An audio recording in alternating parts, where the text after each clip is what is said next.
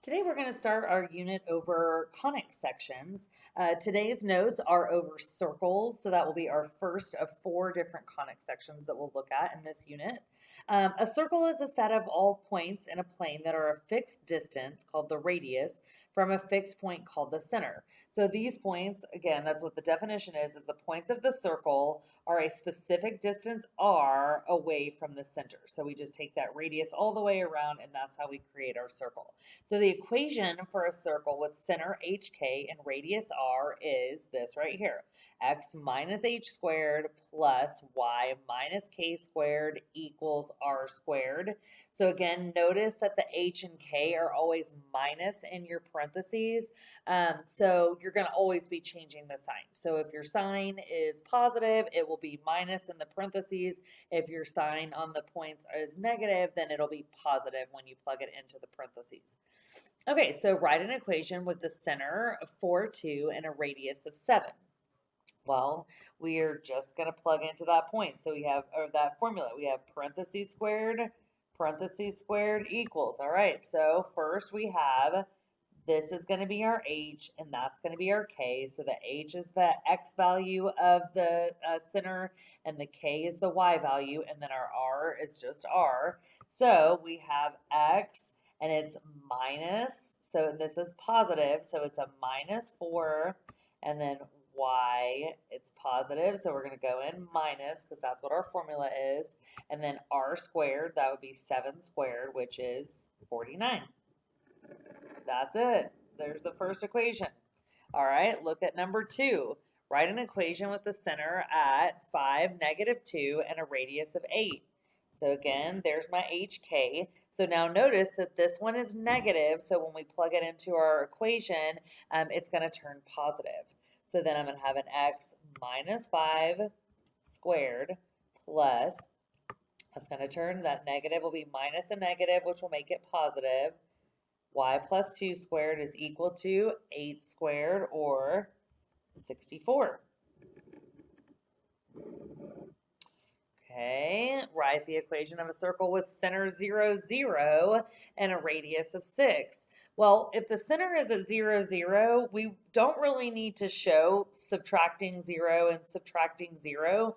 So when your center is at 0, 0, you'll just leave off the parentheses and you'll just say x squared plus y squared is equal to, and then our radius is 6, so 6 squared is 36.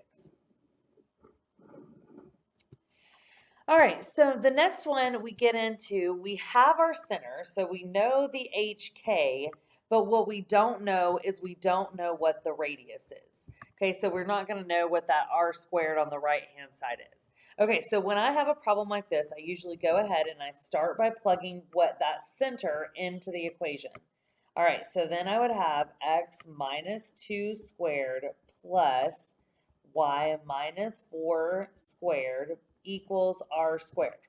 Okay, so we're looking to figure out what r squared is, but we don't know what the radius is, but this other point is a point that is on the circle. This is an xy that is on our circle. So if we know an xy that is on our circle, we can plug in to the x and y in our equation. So then I'm going to have 8 minus 2 squared plus 12 minus 4 squared equals r squared. And then 8 minus 2, that would be 6 squared plus 12 minus 4 is 8 squared is equal to r squared. Well, 6 squared is 36. 8 squared is 64 is equal to r squared. So 100 equals r squared. Now, I don't actually, if I think about what I need to know, yes, we could tell that the radius from here, if we square rooted both sides, we would know that the radius is 10. But notice in my formula, I need r squared, right? So I'm just going to plug this in over here. I don't actually need to know what the radius is. I just need the radius squared for my equation. So then I can plug that in. X minus 2 squared plus y minus 4 squared is equal to r squared, which is 100. All right, so now we have an equation with a circle with a diameter with endpoints at -3, 6, and it contains 9, 10. So I would say that these are, sorry, kind of the way it sounded was weird, but these are the endpoints of our diameter.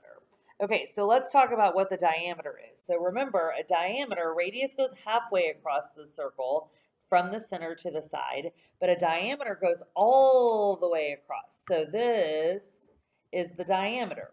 Well, notice that the center is the midpoint of the diameter. So here we're going to go down here and we're going to say we need to find the midpoint first, because the midpoint of points of these points of the diameter, the midpoint of the endpoints of the diameter, it gives us the center.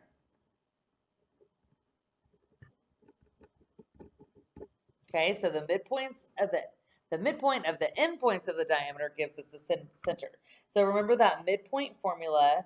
We have m is equal to if you remember the midpoint formula, we average the x's and we average the y's.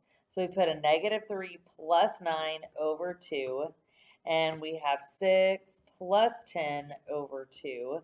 So our midpoint, -3 plus 9 is 6, 6 over 2 is 3, and then 6 plus 10 is 16 over 2, and that would give us 8.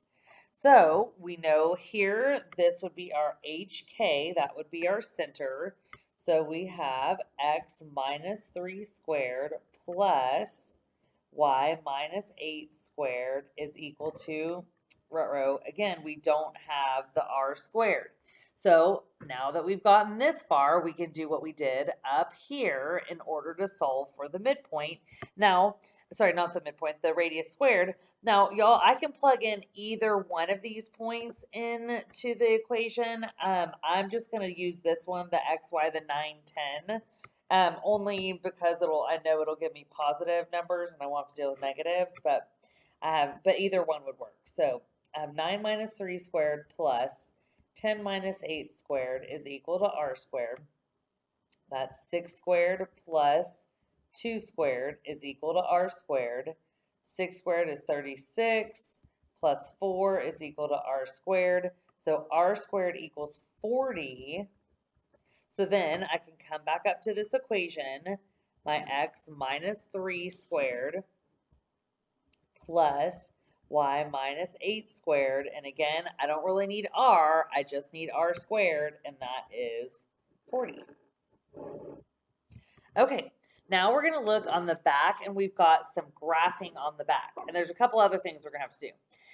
So the first thing, we have kind of over here we have this lovely kind of standard, well, I would say not standard form. This is kind of the, I'd say transformation form or so of the circle equation. And then over here, we have the circle equation, but it has not been kind of factored into those the pretty binomial squared. So we are going to have to complete the square for this to help get us in that kind of center form where we'll be able to see the points. So it says completing the square for circles. And again, and a circle is going to have an x squared and a y squared, and the a and the c, they're going to be the same. So if there is a number, whether it's 1 or whether it's 4 or whatever, it's going to be the same. So a cannot equal 1, if a cannot equal 1, then divide the equation by a.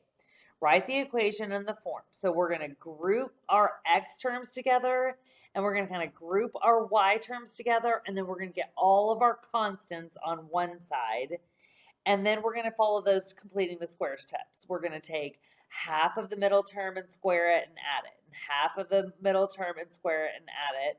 We're going to do that to both sides, and then we're going to factor those into the perfect square binomials. Okay, so first step, we are going to take and get in order.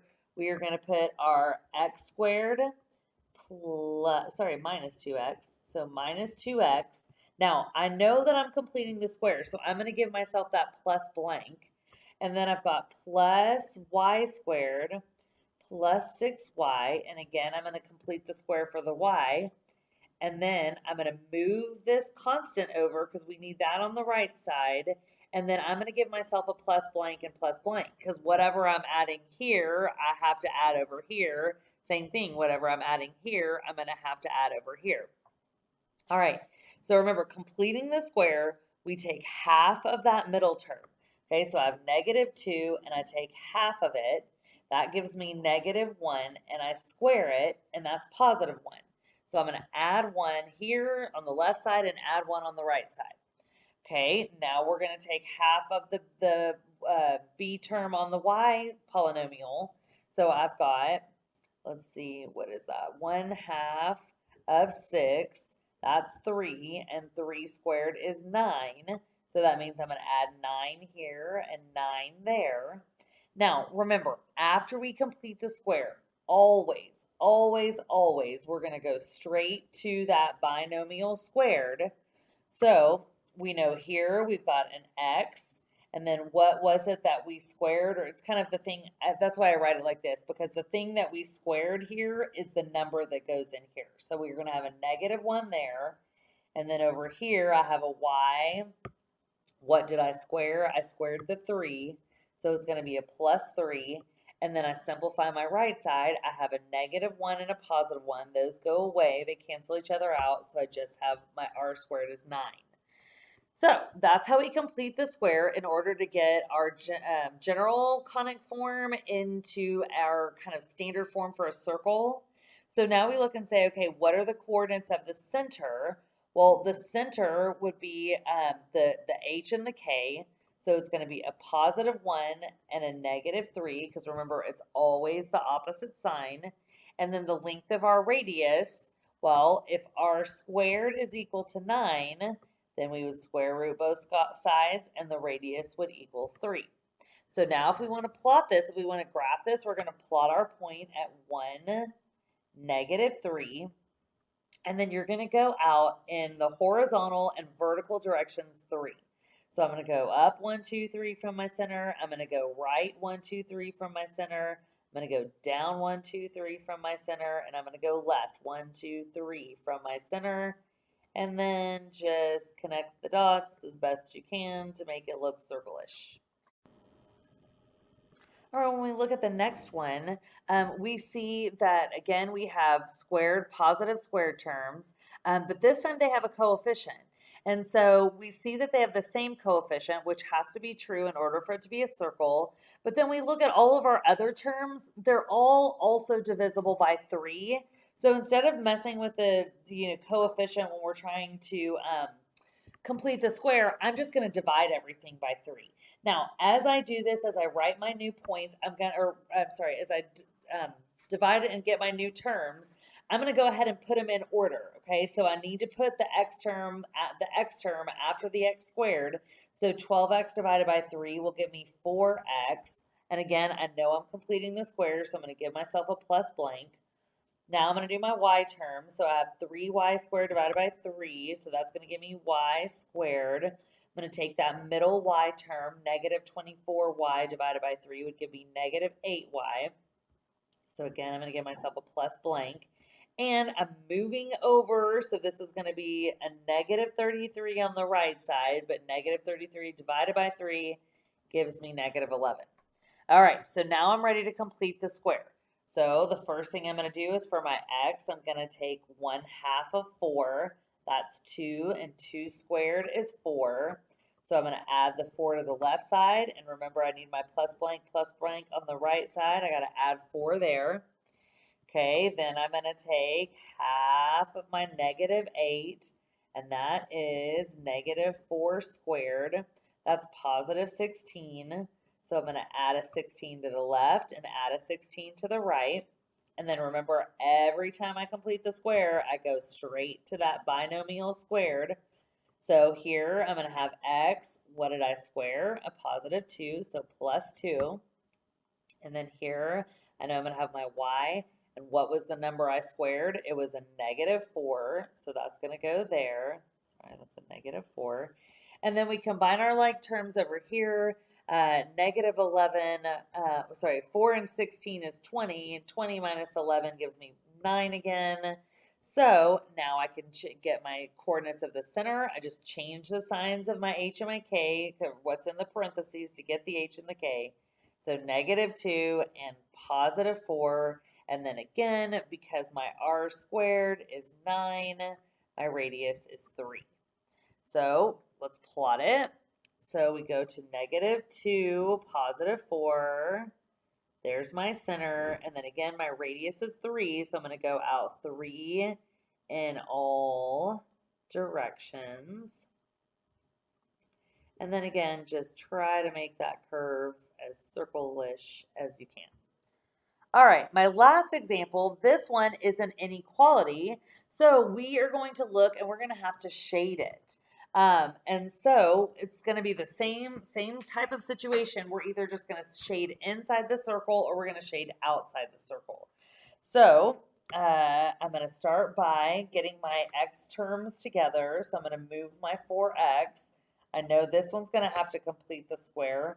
But I don't have any terms to go with my y squared, so I'm just going to leave it alone. I would assume that it's going to have a 0 with it. And then I have my greater than, and there's no constant to move over, so I can just leave it like that for now.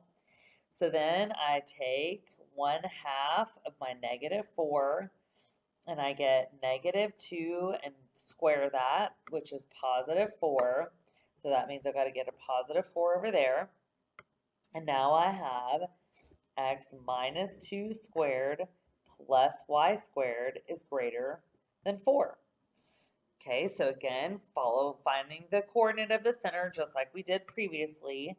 So changing the sign, so it's negative here, that means it's positive in my center. I didn't have anything to add to y, so that's just going to be 0. And then r squared is 4. So if we square root both sides, r is equal to 2. So now we plot this point. Now we've got to think about the center is at 2, 0, and the radius is 2 away. So we're going to go 2 in every direction. Now, because this is an inequality, we need to think about a couple things. Remember, if there is no equal sign, then our whatever we're drawing has to be dotted, right? So whatever the function is has to be dotted if there's no equal sign. So we'll start by doing our circle. We have to make it dotted. Okay, so kind of hard to tell. Dotted.